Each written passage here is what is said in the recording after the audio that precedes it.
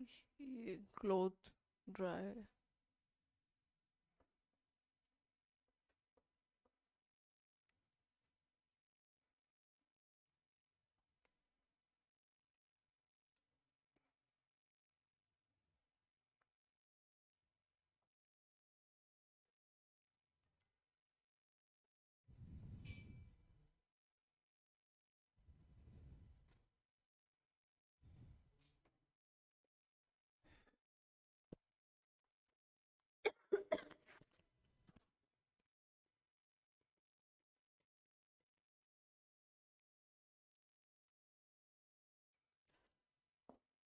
Money bill जैसे article 110 में जो बातें लिखी हुई हैं सिर्फ उनसे डील करता है, ठीक है।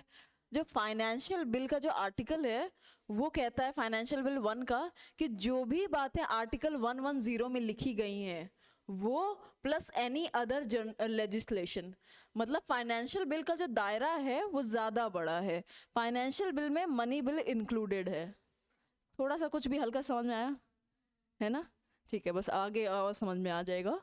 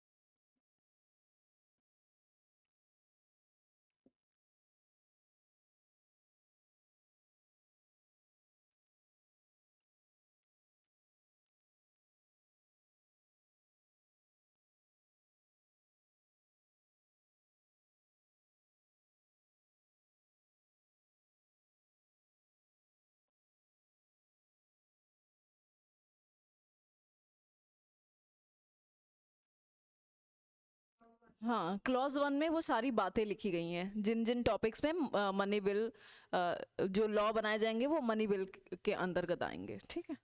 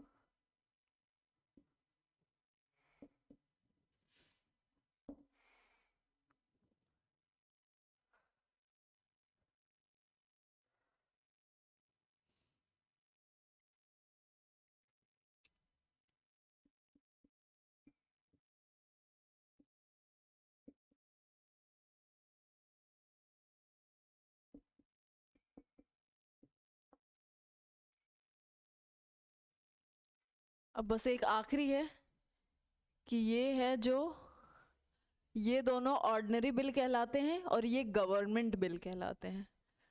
वर्ड से अभी आखिरी ज़रूर है बट इससे आपको सारा अर्थ समझ में आ जाएगा। ये है गवर्नमेंट बिल कहलाता है, ये कहलाता है ऑर्डिनरी बिल, सिमिलरली ये भी ऑर्डिनरी बिल कहलाएगा। तो जब हम इसको गवर्नमेंट बिल कह रहे हैं, ये वर्ड सिर्फ आपने यहीं पे सुना होगा, government bill. When we are calling it government bill, government क्या होती है? जो इलेक्ट होके आई है ना? तो जब हम ये चीज़ क्लियर यहाँ पे कर रहे हैं कि जो इलेक्ट होके गवर्नमेंट आई है ये उसका बिल कहलाता है, तो आप बस यहीं से समझ जाइए कि इसके जो स्पेशल पावर्स हैं वो क्यों हैं और कैसे हैं, ठीक है। Money bill only deals with provisions mentioned in Article 110 Clause 1. Financial bill 1 deal with provisions of Article, ये भी include है उसमें, as well as other matters of general legislation. 6 में यानी कि फाइनेंशियल बिल 2 में it list all the expenditure from consolidated fund of India से जो भी एक्सपेंडिचर निकल के आ रहा है वो लिस्ट किया जाता है, और ये चीज जो है ये 110 में इंक्लूडेड नहीं है ना। सेंटेंस समझ में आ गया? ठीक है, चलो एक बार इसको लिख लो, फिर अब देखते हैं कि मनी बिल में है क्या क्या।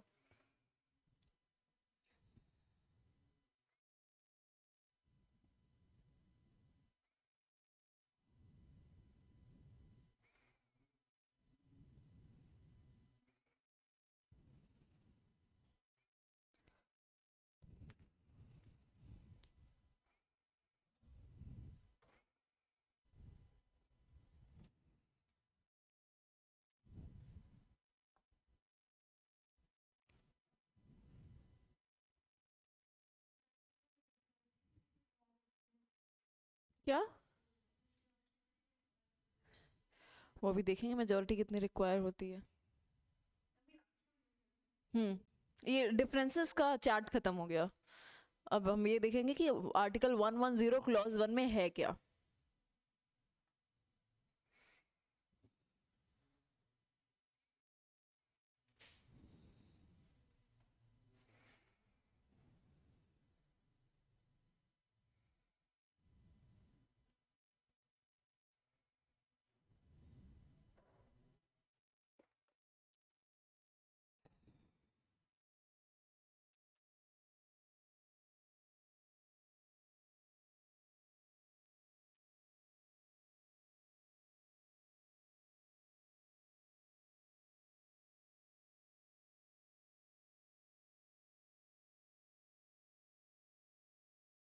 ठीक है, चलो अब मनी बिल में क्या क्या चीजें हैं। मनी बिल के एज सच कोई ऐसी डेफिनेशन नहीं लिखी हुई है कि this is money bill, but उसमें कुछ पॉइंट्स लिखे हुए हैं, सीधे बैठो, उसमें कुछ पॉइंट्स लिखे हुए हैं कि ये चीज़ें पे अगर इन चीज़ों पे लॉ आप बना रहे हैं तो वो मनी बिल के उसमें आएगा। ठीक है, let me read it first, कि उसमें ये कहता है a bill shall be deemed to be a money bill if it contains only provisions dealing with these matters. अब वो मैटर क्या है? इम्पोजिशन, इम्पोजिशन या कुछ लगाया जा रहा है, अबोल्यूशन खत्म किया जा रहा है, रेमिशन किसी किस्म से कम किया जा रहा है या उसमें ऑल्टरेशन किया जा रहा है, और रेगुलेशन ऑफ एनी टैक्स। ठीक है, किसी भी टैक्स को लेकर के एबोलिशन, ऑल्टरेशन, रेमुनेशन उसको या फिर एक इम्पोजिशन लगाना, सो वो मनी बिल में आएगा। The regulation of the borrowing of money और the giving of any guarantee by the government of India और द, ठीक है, बोरोइंग जो गवर्नमेंट ऑफ इंडिया जो मनी बोरो करती है उसका रेगुलेशन कैसे होगा। ठीक है, उसमें जो अगर जैसे यूनियन किसी किस्म की कोई लॉ बना रहा है, कोई चेंजेस ला रहा है, वो मनी बिल में आ जाएगा। ठीक है, कंसोलिडेटेड फंड ऑफ इंडिया से जो मनी निकाली जा रही है उसको लेकर के, जैसे जब हम बजट इंट्रोड्यूस करते हैं ना तो उसमें ये बताया जाता है कि इतना पैसा चाहिए, एक एस्टिमेट बता दिया जाता है साल भर का इतना खर्चा होगा और ये चाहिए, तो वो जो अप्रोप्रिएशन हो रहा है मतलब उस चीज़ को निकाला जाएगा कंसोलिडेटेड फंड ऑफ इंडिया से, तो that includes under that. Okay, और क्या है, कंसोलिडेटेड फंड ऑफ इंडिया में जो मनी रिसीव की जा रही है वो भी उसमें आ जाएंगी, और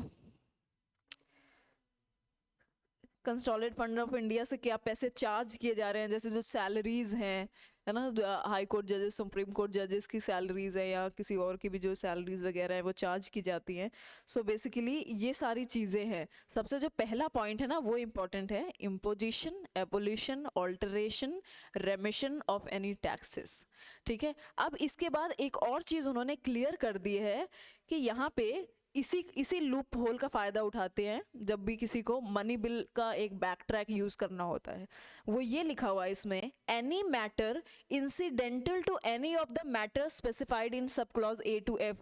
ऊपर की जितनी भी बातें कही गई हैं ना टैक्स को लेकर के, कंसोलिडेटेड फंड ऑफ इंडिया से पैसा कितना निकालना है, रिसिप्ट क्या बनानी है, या बोरोइंग ऑफ मनी को लेकर के कोई लॉ बनाना है, तो ये सब चीज़ों से कोई भी मैटर जो इनसे इंसिडेंटल हो यानी इनसे रिलेटेड हो, वो भी इंक्लूडेड है। सो लास्ट जो क्लॉज है, any matter incidental to any of the above matter mentioned, ठीक है। सो इसी लूप होल का सबसे ज़्यादा फायदा उठाया जाता है, क्योंकि यहाँ पे चीज़ क्या लिख दी गई है कि इनसे इंसिडेंटल यानी इनसे कनेक्टेड कोई भी मैटर जो है वो भी मनी बिल में आ जाएगा, ठीक है। सो आधार वाला जो था, है ना, हालांकि उसको माना गया है, मनी बिल ही माना गया है, और सुप्रीम कोर्ट ने भी वही कहा है उसको कि वो मनी बिल ही है, ठीक है। तो हम भी उसको मनी बिल ही मानेंगे, ठीक है। इसके बाद क्लॉज 2 में एक चीज़ क्लियर कर दी गई है कि किसी भी बिल को मनी बिल सिर्फ इसलिए नहीं करार दिया जाएगा क्योंकि उसमें से आप किसी किस्म की फाइन या पिक्यूनरी लाइबिलिटी पेनाल्टी लगा रहे हो, फाइन या फिर किसी को पेनाल्टी आप लगा रहे हो और कह रहे हो कि ये मनी बिल है, तो वो मनी बिल नहीं माना जाएगा। ये अलग से एक क्लॉज में मेंशन कर दिया गया है। सिर्फ फाइन लगाते हैं ना, फाइन कि आपने ऐसा किया तो ये फाइन लगेगा, गवर्नमेंट के थ्रू जो फाइन लगाए जा रहे हैं, या किसी किस्म की पिक्यूनरी पेनाल्टी, एक ही चीज़ होगी वो कि इतना आपको जुर्माना भरना होगा या जो भी है। सो ये वाली चीज़ को आप मनी बिल का दर्जा नहीं दे सकते, ये कहा जा रहा है, ठीक है। थोड़ा सा बोरिंग है बट ठीक है, आई गेट इट। आज ये कंप्लीट हो जाएगा। ये जो चार्ट बनाया ना ये इनफ है, जो क्वेश्चन हो गए ना इससे पूरे कवर हो जाएंगे, इससे ज़्यादा ज़रूरत हमें पड़ेगी नहीं। कुछ जो बातें हैं उसकी बस वो है, आपको ध्यान रखना है कि काउंसिल ऑफ स्टेट में इंट्रोड्यूस नहीं हो सकता। काउंसिल ऑफ स्टेट में अगर गया है 14 दिन के अंदर काउंसिल ऑफ स्टेट को, ये फैक्ट नहीं लिखा है ना हमने, ये नीचे लिख दो, अगर काउंसिल ऑफ स्टेट में गया है मनी बिल, इंट्रोड्यूस तो हुआ लोकसभा में, उसके बाद वो राज्यसभा में गया यानी काउंसिल ऑफ स्टेट में गया, और काउंसिल ऑफ स्टेट को 14 दिन के भीतर भीतर उसको पास करके एसेंट दे करके वापस करना है, ठीक है। इससे ज़्यादा उनके पास कोई पावर नहीं है, 14 दिन के भीतर ये उनका टाइम पीरियड है। हाँ, काउंसिल ऑफ स्टेट ब्रैकेट में राज्यसभा,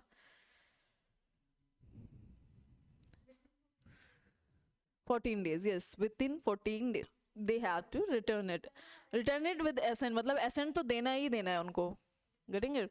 एक ये फैक्ट है, और एक ये फैक्ट है कि मनी बिल है कि नहीं, उसमें जो अप्रूवल देना है वो लोकसभा स्पीकर का पावर है, वो उसको अप्रूव करेंगे कि हाँ भाई ये मनी बिल है।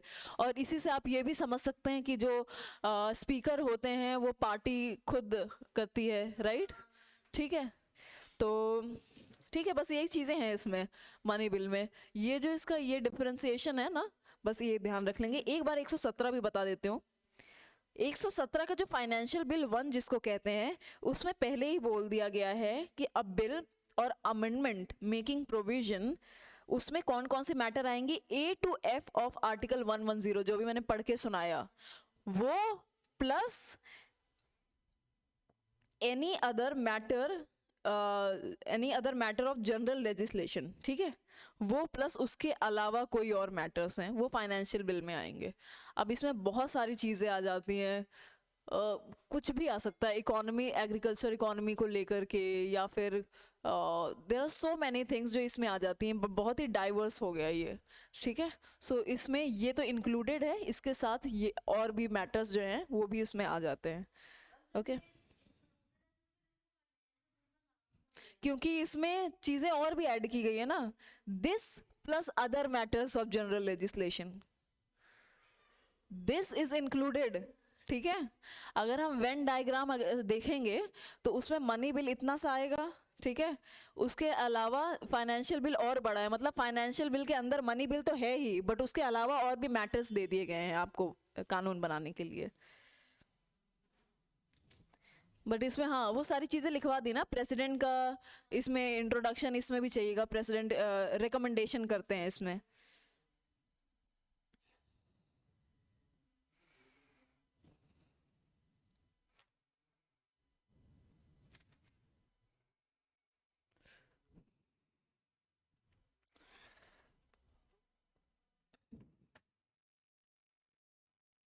Annual financial statement, the president shall, in respect of every financial year, cause to be laid before both the houses of parliament a statement of estimated receipts and expenditure of the government of India for that year, in this part referred to as annual financial statement, but it is generally called to be budget, ठीक है। पूरे साल भर का estimated receipt and expenditure उसमें लिखा होता है। उसको प्रेसिडेंट उस चीज़ को टेबल पे रखते हैं, ठीक है, और फिर उसमें वोटिंग होती है, वो पास हो जाता है। इन केस अगर वो नहीं पास होता है, जाहिर सी बात है सरकार गिर गई, ठीक है। अब इसमें तो सारी चीज़ें आती हैं, पेंशन्स तक आती हैं, इसमें पेंशन आती हैं, या फिर अलाउंसेस जो भी होते हैं सर्विसेज को, सैलरी अलाउंसेस, पेंशन्स, डेट, किसी का डेट है कितना, डेट चार्जेस यानी उसमें कितना जो देना हो रहा है वो, या फिर और क्या चीज़ें हैं, सारी दुनिया भर की चीज़ें सब इसमें इंक्लूडेड हैं बजट में। आप बजट पढ़ लेना उसके लिए, ठीक है। जैसे स्टेट के लिए तो आपको एमपी का बजट पढ़ना ही है एग्ज़ाम से पहले, कि उसमें बजट इम्पॉर्टेंट है इसलिए कि एक तो उसमें इन जनरल बता रहे हैं कि पूरे साल भर का कितना है, प्लस उसमें जो बहुत ही इम्पॉर्टेंट जो स्कीम्स और प्रोग्राम्स होते हैं ना, वो बजट में मेंशन होते हैं। तो आपको ये अगर फिगर आउट करना है कि कौन सी स्कीम या कौन सा प्रोग्राम इम्पॉर्टेंट है, तो बजट ओपन कर लो, क्योंकि वो बजट में मेंशन होगा, वो इम्पॉर्टेंट है, उसके लिए उनको पैसा चाहिए और वो बजट में मेंशन होगा, ठीक है। उसकी जो मेन मेन बातें हैं वो भी उसमें मेंशन होंगी, ठीक है। तो इससे एक चीज़ है, शॉर्टकट है एक तरीके से पता करने का कि कौन से स्कीम्स इम्पॉर्टेंट है, ठीक है।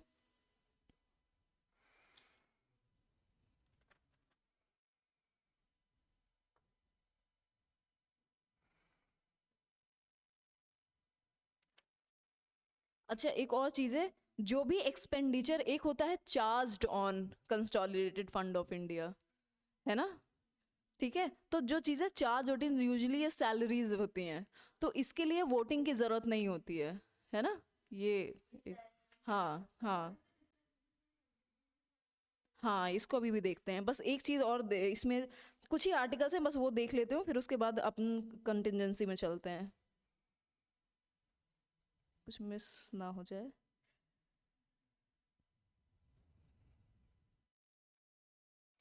अब इसमें दो चार और चीज़ें हैं कि कभी कभी ऐसा होता है कि जैसे जो बजट है आपने साल भर का एस्टिमेट बता दिया, बट कभी ऐसा होता है कि पैसे कम पड़ गए, ठीक है, हमें और चाहिए। कभी कभी ऐसा होता है कुछ एक्सेप्शनल सर्कमस्टांसेस हो गए, कुछ ऐसा घट गया तो हमें और ज़्यादा पैसा चाहिए। हाँ, कभी ये होता है कि जो बजट हमने एस्टिमेट किया था उसमें पैसा बच भी गया, है ना, ये भी होता है। तो उसके लिए भी अलग अलग चीज़ें हैं, सप्लीमेंट्री, एडिशनल और एक्सेस ग्रांट्स, ठीक है। इसमें क्या होता है कि अगर इनसफिशिएंट है, ठीक है, या फिर कोई नीड अराइज हो गई है, ऐसी नीड अराइज हो गई है जिसमें एडिशनल एक्सपेंडिचर की ज़रूरत है हमें, ठीक है, तो उसमें सप्लीमेंट्री, ये जो सप्लीमेंट्री, एडिशनल और या एक्सेस ग्रांट्स है, ये तीनों का डिफरेंसेस है। इसमें बेसिकली आपको सप्लीमेंट्री यानी कि अगर थोड़ा सा कम पड़ गया है तो और चाहिए, ठीक है। एडिशनल एक्सेस में ये है कि कोई नीड अराइज हो गई है सडनली, जैसे कभी ये होता है ना, कोई कैलामिटी हो गई, नेचुरल कैलामिटी हो जाती है ना, तो हमें ज़्यादा पैसा हो चाहिए होता है, तो वो एडिशनल में आ जाएगा आपका। और और क्या है, vote on account, votes of credit, exceptional grants.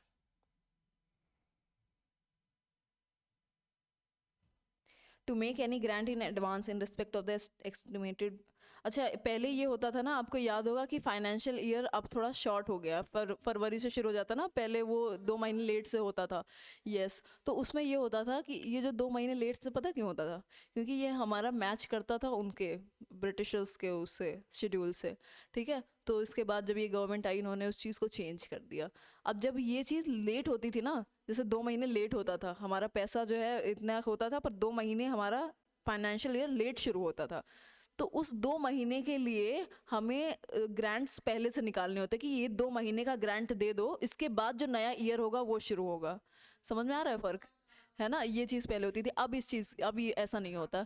हाँ हाँ, कि 2 महीने पहले का हमको दे दो, एंड देन उसके बाद जो है नया ईयर जब शुरू होगा। यस,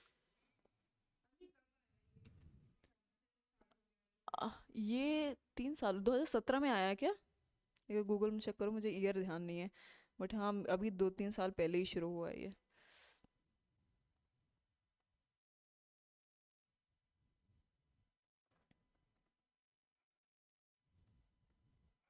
2017 में ही आया था क्या।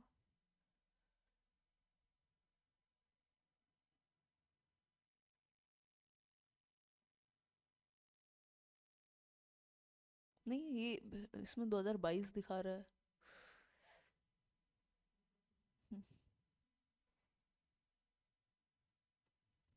हाँ, ये शायद अब ये 2022 से आया है। मुझे लग रहा है और पहले से आया है। मुझे देज़ब हो रहा है। हाँ।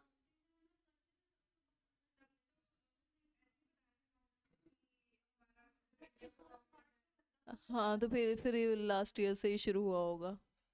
हाँ, लास्ट ईयर से ही शुरू होगा। अच्छा, ये 2017 में अनाउंस किया गया था जब अरुण जेटली जी थे, तो उन्होंने ये अनाउंस कर दिया था। इसमें एक मुझे आर्टिकल दिख रहा है अच्छा सा। सो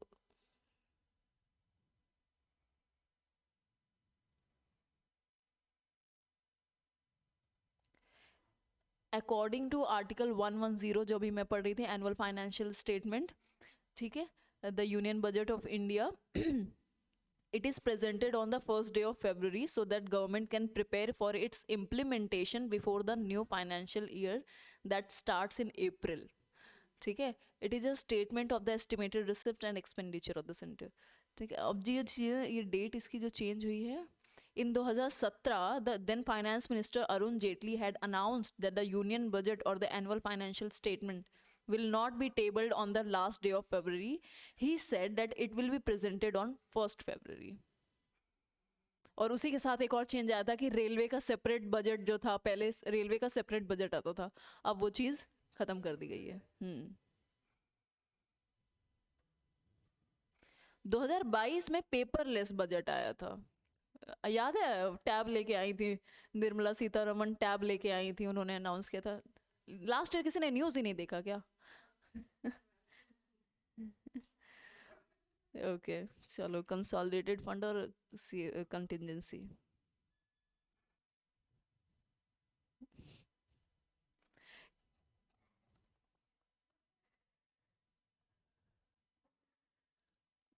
अभी न्यूज़पेपर पढ़ रहे हो कि नहीं पढ़ रहे हो?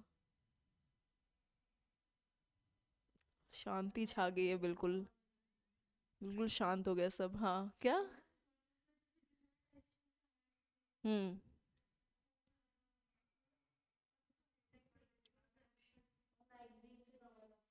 हम्म। अच्छा, ठीक है, नहीं समझ में आता बट हेडलाइन तो समझ में आती होगी ना क्या चल रहा है। देखो यार, ठीक है, ये मैगजीन से पढ़ने वाला सही है, बट मैगजीन से आप तब पढ़ो ना जब आपको डेली आपको चीज़ें पता है क्या हो रही हैं। अभी आपको चीज़ें नहीं पता हैं। सो आप डेली नई चीज पता है क्या चल रहा है देश और दुनिया में, and suddenly at the end of the month you are opening that magazine जो सर के ऊपर से जा रही है, फिर वो एक किताब की तरह लगेगी। अगर आप डेली डेली न्यूज़पेपर थोड़ा बहुत देख रहे हो, सिर्फ हेडलाइंस ही देख रहे हो कि देश और दुनिया में क्या चल रहा है, फिर एक महीने बाद जब वो मैगजीन खोलोगे, वो एक नई कोर्स बुक की तरह नहीं लगेगी। वो लगेगा अच्छा ठीक है, ये चीज़, अच्छा ये हुआ था, okay okay, I am only studying about something more. मैं चीज़ों के बारे में बस थोड़ा और ज़्यादा पढ़ रही हूँ, मुझे इन सब चीज़ों के बारे में पता है क्योंकि मैंने देखा था न्यूज़ में। ठीक है, सो वो एक रिलेटेबल कंटेंट लगेगा। बट अगर आप कुछ भी नहीं देख रहे हो, सीधे एक महीने बाद वो मैगजीन निकाल रहे हो, पता ही नहीं है दुनिया में क्या चल रहा है, सीधे फिर वो किताब की तरह लगेगी, एक कोर्स की तरह लगेगी, इसलिए। हाँ, हिंदी न्यूज़पेपर पढ़ो। हाँ, तो ठीक है, कोई दिक्कत नहीं है, हमारा पर्पस है हमें न्यूज़ के साथ अवेयर रहना है, देश और दुनिया में क्या चल रहा है। आप हिंदी वाला ही पढ़ लो ना, वो तो और 10 मिनट में ख़त्म हो जाता है, ठीक है। उसको देखो अच्छे से। तो उसको कम से कम उसको ही पढ़ लो। जो बहुत ही मेन खबरें होती हैं वो तो इसमें आती हैं। और एक अच्छी चीज़ ये होगी हिंदी न्यूज़पेपर के साथ कि आप एमपी स्पेसिफिक उसमें आपको मिल जाएगा, है ना। वो चीज़ हिंदू में आपको शायद नहीं मिले एमपी स्पेसिफिक, लेकिन आपको ये देसी ये हाँ, दैनिक भास्कर, इसमें मिल जाएगा आपको वो चीज़ें, ठीक है। सो सो उसको पढ़ो, ठीक है। अगर इंग्लिश नहीं पढ़ रहे हो तो कम से कम हिंदी तो पढ़ो, लेकिन यार मेरी ये सलाह है कि मैगजीन पे पूरी तरीके से आश्रित मत रहो, ठीक है। नहीं समझ में आएगा, वो बहुत बोरिंग लगेगा, वो कम से कम 110 120 पेज की तो होती ही होती है, ठीक है। बिकॉज मैं उसको लैपटॉप में देखती हूँ तो मुझे 110 120 पेज की दिखती है, अगर वो मुझे हाथ में कोई दे दे हार्ड कॉपी, तो मेरे से तो नहीं होगा वो पढ़ाना, ठीक है। वो बहुत बड़ा हो जाता है, इसीलिए कह रही हूँ थोड़ा न्यूज़ के साथ अवेयर रहो। अब जैसे कल जो जजमेंट आया है, अब आज का ही न्यूज़ दैनिक भास्कर, चलो ठीक है दैनिक भास्कर कैसा भी है, लेकिन कुछ चीज़ें दो चार बातें उसमें अच्छी लिखी होंगी कि इस जज ने ऐसा बोला, डिमोनेटाइजेशन को लेके ये बोला, ठीक है। अंदर का जब आप एडिटोरियल खोलोगे ना तो उसमें एक आध कोई अच्छा आर्टिकल मिल जाएगा, ठीक है। सो इतना अंडरस्टिमेट नहीं करना है अपना न्यूज़पेपर।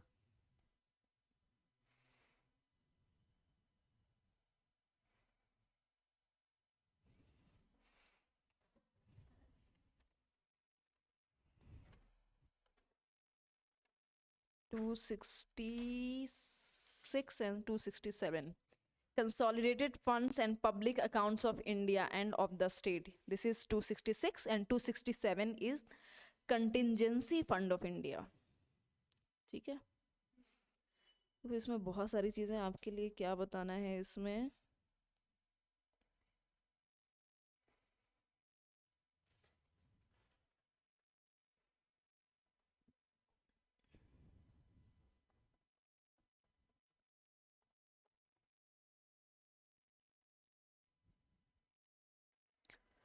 कंटिजेंसी वर्ड का जो मतलब है, हिंदी में बता रही हूँ, यानी कोई ऐसी फ्यूचर सिचुएशन जो पॉसिबल हो, ठीक है। कंटिजेंसी, इस वर्ड से हम इस फंड के बारे में थोड़ा बहुत हम अवेयर हो जाएंगे। सो कंटिजेंसी का मतलब होता है कोई पॉसिबल फ्यूचर सिचुएशन जो हो सकती, हमें ऐसा लग रहा हो सकता है कल को ये चीज़ें हो जाए, ठीक है। स्पेकुलेटिव है ना, तो ठीक है। सो ऐसी चीज़ें जो मतलब थोड़ा पॉसिबल हो, हमें ऐसा लग रहा है, तो वो कंटिजेंसी फंड है। अब कंटिजेंसी फंड का क्या है कि पार्लियामेंट इसको स्टैब्लिश करता है, ठीक है। पार्लियामेंट थ्रू अ लॉ में स्टैब्लिश इट। और कंसोलिडेटेड फंड ऑफ इंडिया वो हमेशा रहता ही रहता है, ठीक है। कंटिजेंसी फंड वर्ड से ही हमें क्लियर हो रहा है। अब अभी हम लोग 115 116 में पढ़ रहे थे ना, सप्लीमेंट्री एक्सेस ग्रांट्स, और एक और क्या बोला था, एडिशनल ग्रांट, है ना। सो वो जो सारी चीज़ें हैं वो इसके थ्रू निकलेंगी, बट इसमें यह है कि प्रेसिडेंट की ऑथराइजेशन की ज़रूरत होती है कंटिजेंसी में, ठीक है। अब एक बार मैं थोड़ा सा आपको इसको समझा दूँ। लैंग्वेज समझ में आती है क्या जो मैं ये पढ़ती हूँ, है ना। थोड़ा सा मैं एक्सप्लेन कर दूंगी, ठीक है। कंटिजेंसी फंड है which is 267। Parliament may by law establish a contingency fund of India in the nature to be entitled the contingency script into which shall be paid from time to time such sums as may be determined by such law, ठीक है। उस law के through जो पैसा हमने decide किया है कि टाइम टू टाइम इतना पैसा हम डालेंगे, सम्स मतलब जो भी पैसा डिसाइड किया है उस लॉ के थ्रू वो डालना है। एंड द सेट फंड, वो जो फंड क्रिएट होगा, shall be placed at the disposal of the president. Disposal of the president का मतलब ये है कि प्रेसिडेंट की साइन के बाद ही वो आपको मिलेगा उसमें। पार्लियामेंट में बाय लॉ, या पार्लियामेंट किसी लॉ के द्वारा एक कंटिजेंसी फंड को बना रही है। उस कंटिजेंसी फंड में जो भी उन्होंने सम्स या मनी उस लॉ में मेंशन किया है कि हम टाइम टू टाइम इतने महीने में इतने में इस फंड में इतना पैसा हम डालते रहेंगे, ठीक है। और जो पैसा डाला गया है वो किसके डिस्पोजल पे है, प्रेसिडेंट के डिस्पोजल पे।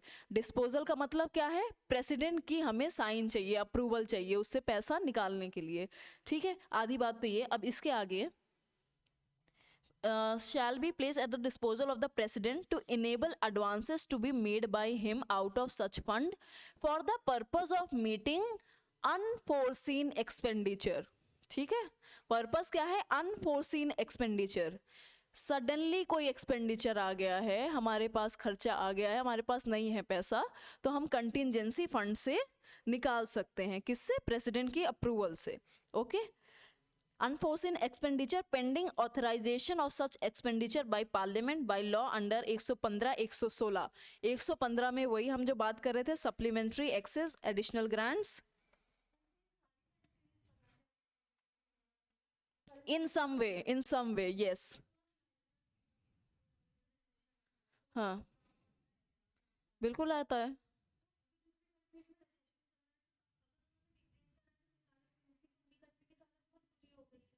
नहीं देखो क्या होता है ना कि जो ये सारी चीज़ें हैं ना, ये इतनी फ्रिक्वेंटली नहीं निकाली जाती है।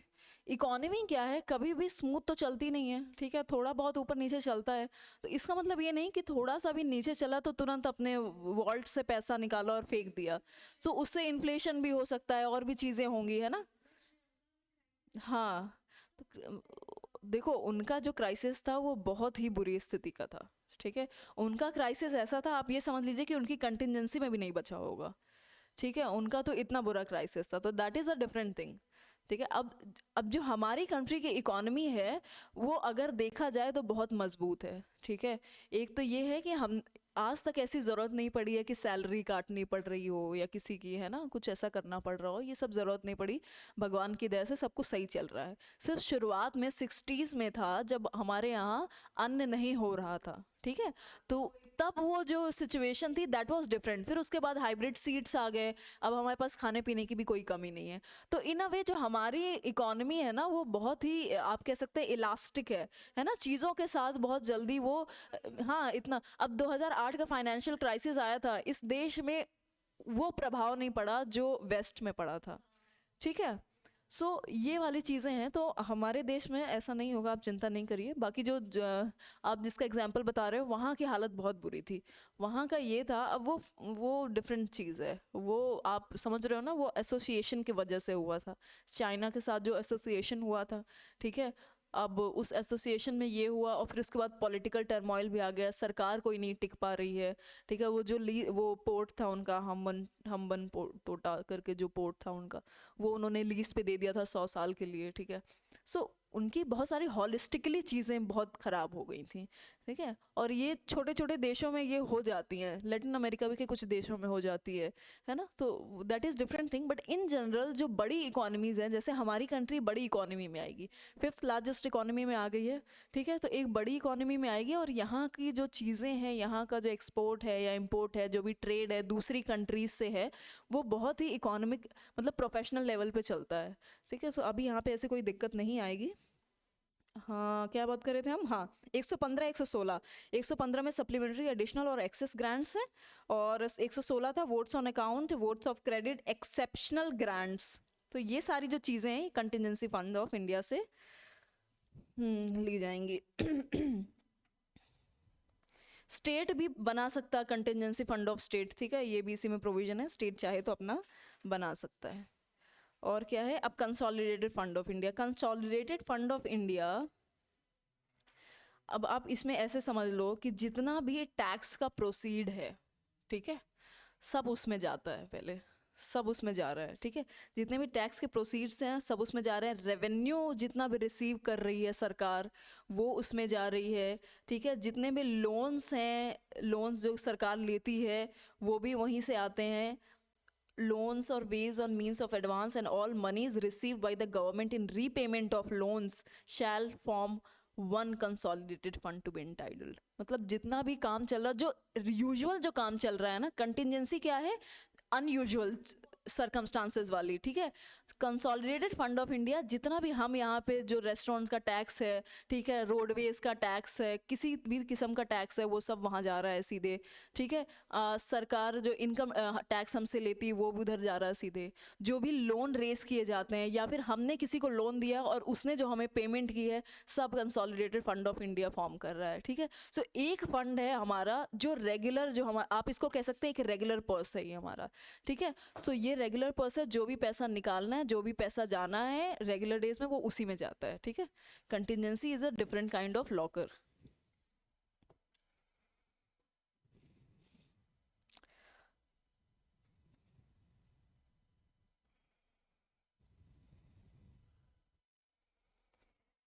इसके बाद है एक pack, public accounts of India.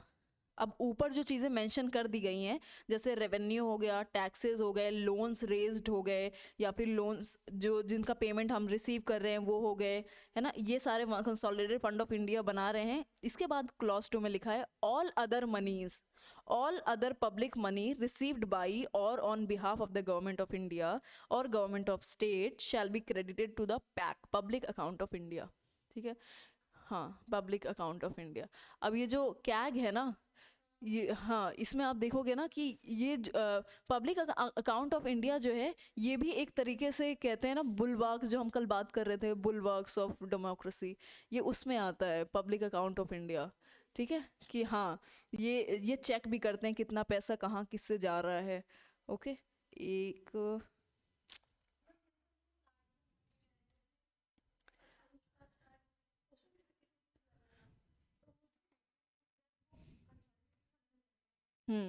बिल्कुल।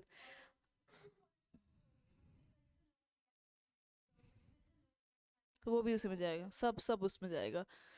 तो पब्लिक अकाउंट ऑफ इंडिया जो है, basically it keeps track of flows for transaction in which the government only serves as a banker. Government banker है, और पैक जो है सारे जितने भी ट्रांजैक्शन वो सब देख रही है। और ये स्टैब्लिश हुआ था यही आर्टिकल 266। 266 का clause 1 consolidated fund of India बनाता है, 266 का clause 2 public account of India. ठीक है, लिख लो इसको। और पैक में जो पैसा है वो गवर्नमेंट ओन नहीं करती, government is basically a banker. ठीक है, एक तरीके से बस हम संभाल के रख रहे हैं हमारी अमानत। 266 का clause 1 is consolidated fund of India, 266 का clause 2 is public account of India.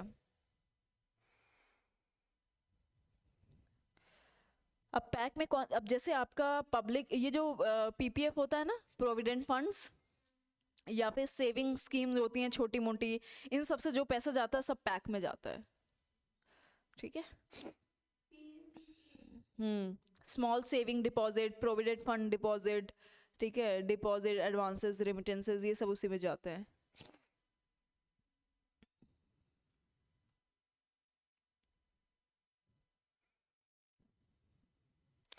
Consolidated fund of India, ये बेसिकली टैक्स मैनेजमेंट देखता है, पेमेंट देखता है। अच्छा, ये चीज़ तो आप लिख लो, चलो ठीक है, एक बनाओ CFI, consolidated fund of India, उसके साइड में लिखो पैक, और उसके साइड में लिखो कंटिजेंसी फंड ऑफ इंडिया। ठीक है, कुछ नहीं, बस एक एक लाइन का लिख लो तो याद रहेगा किसमें क्या है।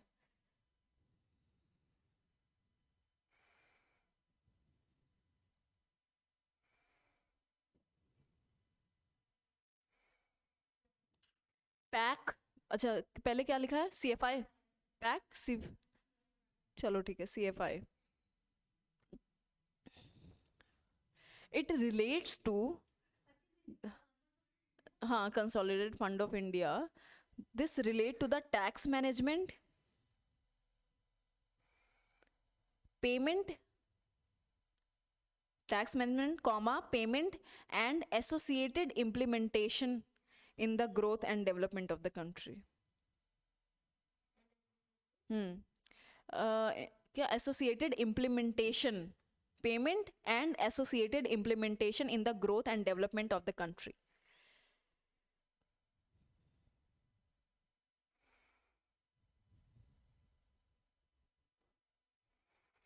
it has hold over tax revenues, growth and development of the country, comma, no sorry, full stop, इसके बाद लिखो it has hold over tax revenues, income tax, corporate income tax, customs, etc. Tax revenue, income taxes, customs, comma, customs, etc. It also includes non-tax revenues. Non tax revenue में क्या क्या आ जाएगा, जैसे dividends हो गए, या फिर लाइसेंस फी, कहीं पे हम कुछ बनाते हैं उसके लिए लाइसेंस फी जो लगता है, ये सब नॉन टैक्स रेवेन्यू, ये भी कंसोलिडेटेड फंड ऑफ इंडिया का हिस्सा है, एक्सेट्रा, लाइसेंस फी एक्सेट्रा। एग्जाम्पल बताए, जैसे डिविडेंड फंड, डिविडेंड्स या PSU जो पब्लिक सेक्टर अंडरटेकिंग्स हैं उनका जो प्रॉफिट्स है, ठीक है, ओके, या फिर license fee etcetera, full stop. The union government receives all these revenues.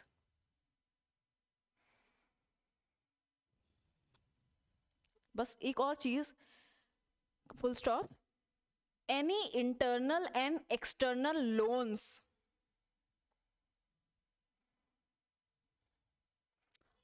are also part of CFI or under the control of union government.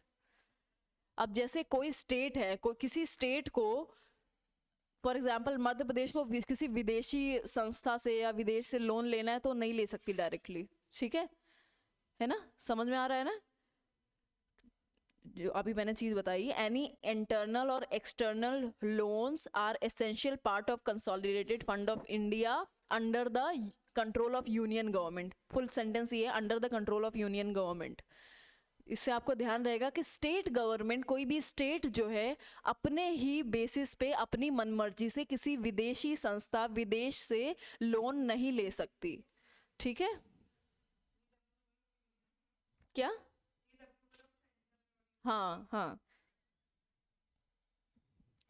Pack क्या करता है? Pack keeps track on transactions. Public account of India, it keeps track on transactions in which the government only serves as banker.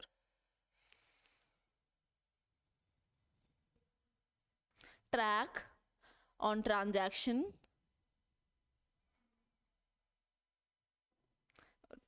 in which the government only serves as banker.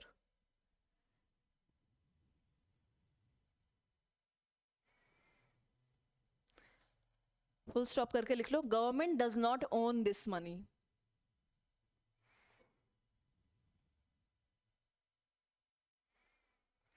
और जब government इसको own नहीं करती तो इसको जो है, इससे पैक से पेमेंट करने के लिए पार्लियामेंट की अप्रूवल की जरूरत नहीं है. So the government does not own this money, full stop. Parliamentary authorization for payments from PAC is not required. Parliamentary authorization for payments from PAC is not required. अब example लिख लो, जैसे saving schemes, PPF, public provident funds etcetera, ये सारे इसी pack में, public account of India में deposit किए जाते हैं. एग्जाम्पल लिख लिया, ठीक है. अब कंटिजेंसी करते हैं. खुशी राइटिंग लिख लिया.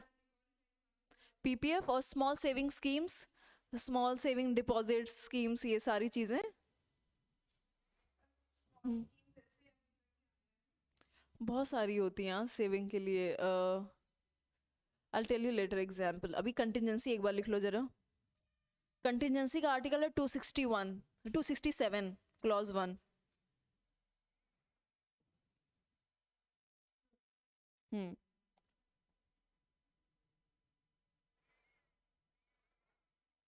This fund is meant for maintenance of money. This fund is meant for maintenance of money to fulfill some specific purpose.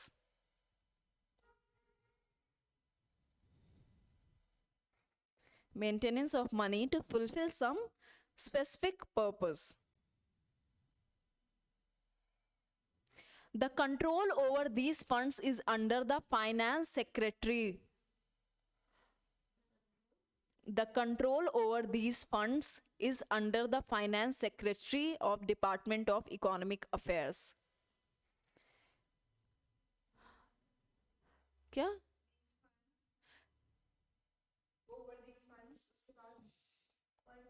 Control over these funds is under the finance secretary of Department of Economic Affairs. अभी तो बताया था president है ना. हाँ, अब finance secretary जो power ले रहे हैं वो कहाँ से डिराइव कर रहे हैं? प्रेसिडेंट के अंडर. नेक्स्ट सेंटेंस लिखो, the finance secretary holds this control on behalf of the president of India. The finance secretary holds this power, holds this control on behalf of the President of India.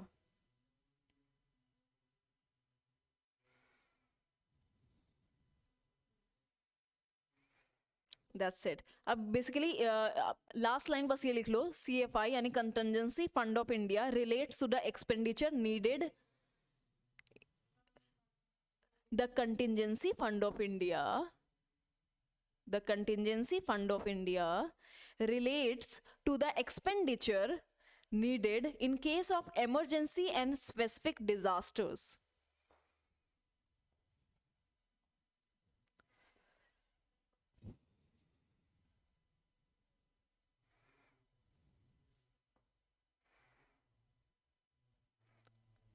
Expenditure needed in case of emergency and specific disasters. ठीक है, अब ये तीन जो है primary fund हैं इस देश के। ठीक है, प्राइमरी फंड है इस देश के। एक है रेगुलर चलता है, एक है पब्लिक अकाउंट ऑफ इंडिया जो कि इस तरीके से काम करता है कि जनता की जो भी सेविंग्स हैं वो उनका बैंकर की तरह काम, उसमें सरकार बैंकर की तरह रोल निभाती है। ठीक है, वो ट्रांजैक्शन की जो भी ट्रांजैक्शन इधर से उधर हो रही है सब पे नज़र रखता है। ठीक है, जो भी सेविंग्स हैं हमारी वो वहाँ पे रखी हैं, सुरक्षित रखी हैं, उसका ओनर सरकार नहीं है। ठीक है, उसकी ओनर सरकार नहीं है, सरकार बस एक तरीके से ट्रस्टी की तरह काम कर रही है, एक बैंकर की तरह काम कर रही है। ये पैक हो गया। कंटिजेंसी फंड ऑफ इंडिया इसके लिए है कभी कोई ज़रूरत पड़ जाए, इमरजेंसी पड़ जाए, इमरजेंसी के लिए हम लोग भी रखते हैं ना घर पे, वैसे ही देश ने एक रखा हुआ है, वो है कंटिजेंसी फंड ऑफ इंडिया। ठीक है, ये तीन हो गए। दो ही आर्टिकल है, 266 clause 1 consolidated fund of India, 266 clause 2 public account of India, 267 है कंटिजेंसी फंड ऑफ इंडिया। ठीक है, आज काफ़ी आर्टिकल्स हमने देखे। और कंटिजेंसी फंड ऑफ इंडिया के साथ ये भी ध्यान रखना, आर्टिकल 115 एंड आर्टिकल 116, 115 में सप्लीमेंट्री एडिशनल एक्सेस ग्रांट्स हैं। ठीक है, 116 में है vote on account, vote on credit वगैरह, ये सारी चीज़ें लिखी हुई हैं। हाँ, कंटिजेंसी फंड, एक्सेस पैसा चाहिए ना हमको, तो एक्सेस पैसा कहाँ से निकालेंगे हम, कंटिजेंसी से निकालेंगे। 115 एंड 116 ये ना एडिशनल सप्लीमेंट्री और एक्सेस ग्रांट्स ना 115 में है ये। हाँ, 116 में है vote on credit, vote on account. ठीक है, एक बार घर जा करके उस चीज़ को देख लेना। और कौन सा आर्टिकल देखा हमने, 109 में, आर्टिकल 109 में हमने देखा कि मनी बिल को लेजिस्लेचर में कैसे जाना है उसका प्रोसीजर लिखा हुआ है, यानी कि काउंसिल ऑफ स्टेट नहीं, रुक जाओ 109 में वो चीज़ बता रहे थे जिसमें कि काउंसिल ऑफ स्टेट में इंट्रोड्यूस नहीं होगा, है ना। हाँ, उसका प्रोसीजर क्या है, तो यहाँ पे जहाँ मैंने लिखा है ना, it only introduce in Lok Sabha, bracket में लिख लो 109। ठीक है, क्योंकि ये वाली जो बात है उसमें ही लिखी हुई है। और जो हमने ये लिखा था कि राज्यसभा कैन नॉट अमेंड और रिजेक्ट, उसके भी ब्रैकेट में लिख लो 109। वो सारी बातें 109 में लिखी गई हैं। राज्यसभा कैन नॉट अमेंड और reject the money bill 109, it can be only introduce इन लोकसभा 109। ठीक है, और कोई किसी किस्म का उसमें डिस्प्यूट है कि ये मनी बिल है या नहीं, तो लोकसभा स्पीकर का जो अप्रूवल है वो फाइनल होगा। ये लिखा हुआ है 110 में, मनी बिल जिसमें डिफाइन किया गया है उसमें ये चीज़ें लिखी गई हैं। ठीक है, 266, 226, okay, tell me what is 226, 226 क्या है? हाँ, सोच लो थोड़ा सा। हाँ, you are close, read. That is 226। 266 is consolidated fund of India. 6 का क्लॉज 2।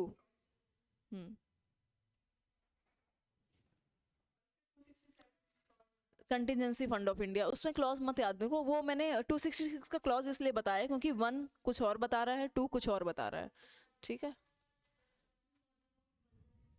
हाँ, बजट का 112 एनुअल फाइनेंशियल स्टेटमेंट जो भी बताया था, लिख लो। हाँ, लिख लो, article 112, article 112 dash annual financial statement,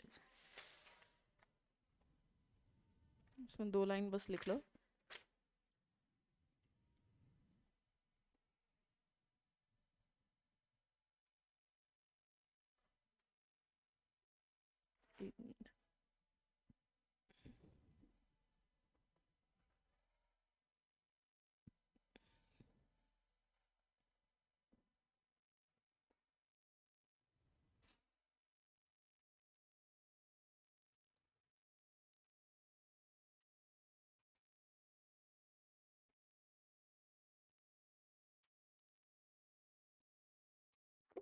article 112 annual financial statement slash करके लिख लो budget, union budget, union budget of India.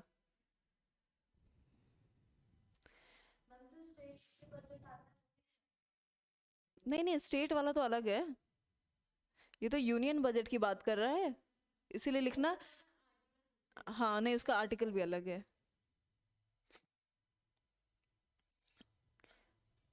क्या लिखा, हाँ स्लैश करके यूनियन बजट लिख लिया ना। अब आगे लिखो, it is presented on the first day of February, it is presented on the first day of February, comma, it contains, full stop कर दो, it contains estimated receipts and expenditures,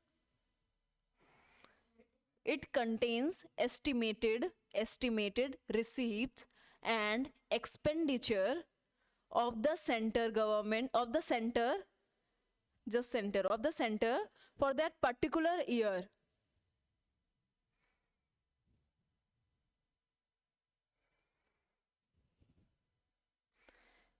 अब इसमें दो होता है, एक रेवेन्यू बजट एंड एक capital budget, ठीक है, ये इकोनॉमी में पढ़ते हैं बट यहाँ पे बस छोटा सा लिख लो। It is classified into two parts, this budget is classified into two parts, revenue budget and capital budget.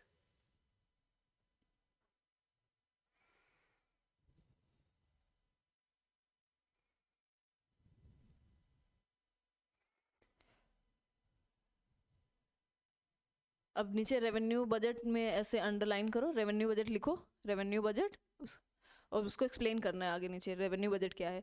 It comprises revenue budget, underline करके लिखो, revenue budget dash, it comprises centres revenue received, centres CENTRE first of फिर S, revenue received, comma में लिखना tax and non tax revenues both.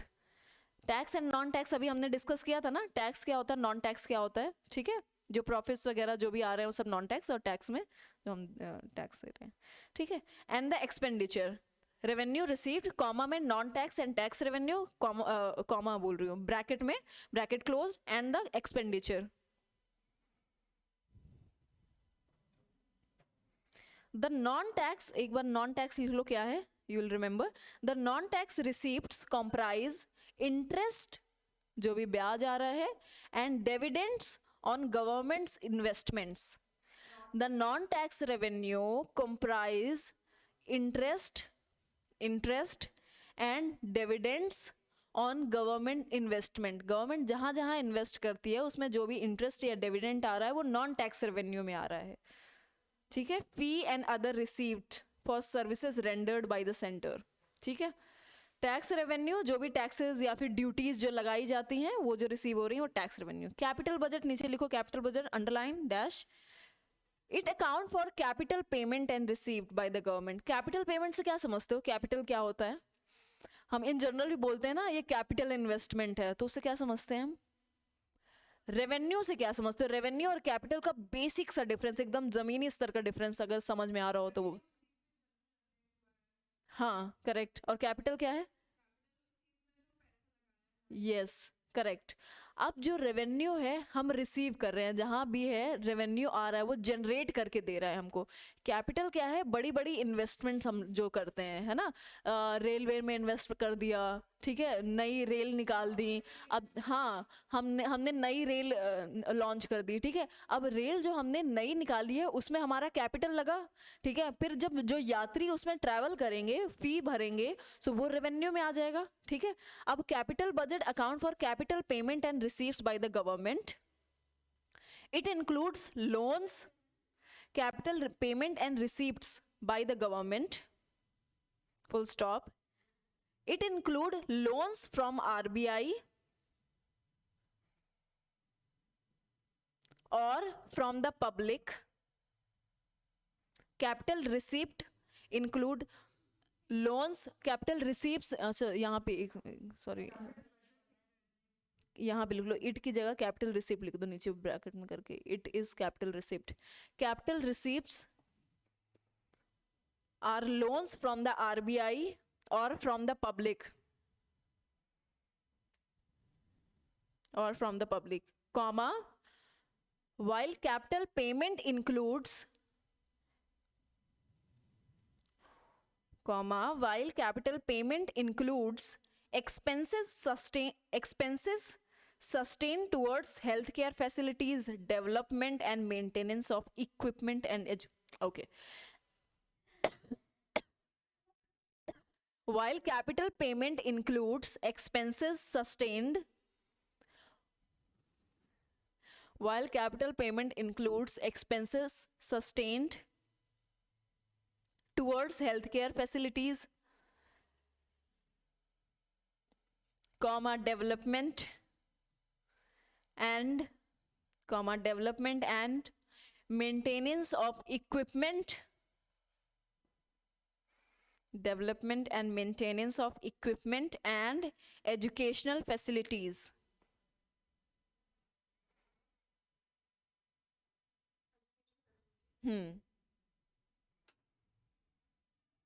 बस नीचे करके एक bracket में एक फैक्ट लिख लो, there is no separate budget for railways now. कब से? 2017 से. ये फैक्ट है कि कभी कोई क्वेश्चन में ऐसे आ जाए तो आप कंफ्यूज ना हो, ऐसे ब्रैकेट करके ऐसे लिख लो, ठीक है, कि since 2017 there is no separate budget for railway. चलो डन. 17 अरुण जेटली जी ने अनाउंस किया था इस चीज को. भागो भागो भागो भागो. हाँ कर दो. लगा वो तुरंत